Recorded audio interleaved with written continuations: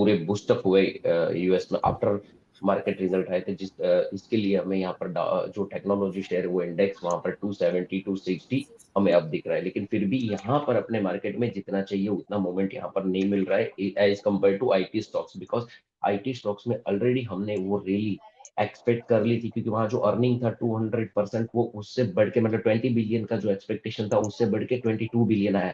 तो वहां पर स्टॉक ऑलरेडी रिजोइस कर चुका था, और जो 2 दिन पहले गिरावट आई वहीं आज वो 7% प्लस है। सेकंड यहाँ पर ये है कि जो फेड की ओर से पहले एक्सपेक्टेशन थी कि इन फाइनेंशियल 2024 में हमें 1.5 रेट कट दिखेगा, यहाँ पर नाउ एक्सपेक्टेशन दैट 0.75 कटेगा, मतलब 3 टाइम 25 25 25।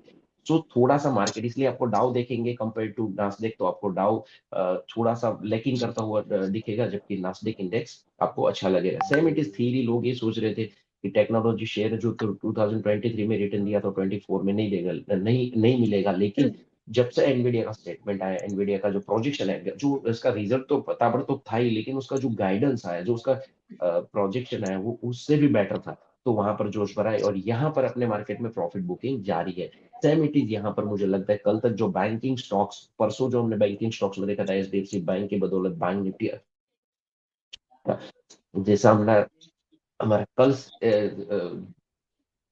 लेवल था कि 46,000 47,000 के नीचे बैंक निफ्टी नहीं जाना चाहिए, तो कल ही 46,000 के नीचे 47,000 के नीचे गया, और हमें यहाँ पर पिक वाली देखने को मिली। सेम इट इज निफ्टी में भी यहाँ पर देखने जाओ तो निफ्टी ने मार्केबल लेवल 22,000 का एक मार्केबल लेवल था, ऑप्शन पोजीशन भी यहाँ साइजेबल था, वो भी लेवल तोड़ तोड़ चुके हैं। यहाँ पर कल ही पता चल गया था कि सारी जो ऑप्शन पुट राइटर थे वो ज्यादा थे, कॉल राइटर यहाँ पर शिफ्टिंग नहीं थे, call writer visible, sorry put writer visible बहुत ज्यादा थे, कॉल राइटर इतने ज्यादा विजिबल नहीं थे।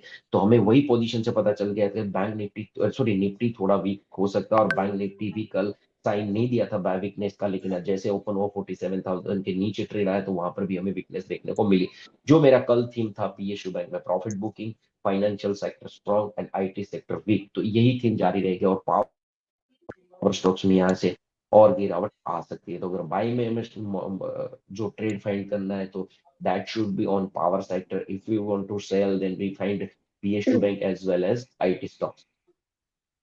जी, ठीक है। तो आईटी स्टॉक्स में कहीं न कहीं जो फॉरेन इन्वेस्टर्स हैं उन्होंने भरोसा जताया है, लेकिन कुछ ऐसे सेक्टर्स हैं जहाँ पे वो नेट सेलर रहे हैं। फॉर एन एग्जांपल जो फाइनेंशियल सर्विस के शेयर्स हैं उसमें अप्रॉक्सिमेटली 7,536 करोड़ की नेट सेलिंग हुई है। इसके साथ ही साथ कंस्ट्रक्शन और टेलीकॉम में भी वो नेट सेलर रहे हैं। कंस्ट्रक्शन की बात करी जाए तो अप्रॉक्सिमेटली 4,251 करोड़ की बिकवाली देखी गई है, और टेलीकॉम में 3,766 करोड़ की सेलिंग देखी गई है फॉरेन इन्वेस्टर्स की तरफ से। अगर हफ्ते के जो फर्स्ट 2 वीक्स थे फरवरी के, इसमें अप्रॉक्सिमेटली 7,536 करोड़ की नेट सेलिंग रही है फॉरेन इन्वेस्टर्स की तरफ से। लेकिन काफी सारी रिपोर्ट्स ये भी बता रही है कि इस टाइम पे जिन सेक्टर में नेट सेलिंग रही है, अपार्ट फ्रॉम दैट जो आईटी सेक्टर है और जो बैंकिंग सेक्टर है, उसमें कहीं ना कहीं जो फॉरेन इन्वेस्टर्स है उनका भरोसा बढ़ा है। शुभम जी, आपके पास आना चाहूंगी। आपको क्या लगता है जो ये भरोसा बढ़ा है, जो ये रिपोर्ट्स कह रही है, और कहीं न कहीं एक पॉजिटिव साइड हमें यहाँ पे देखने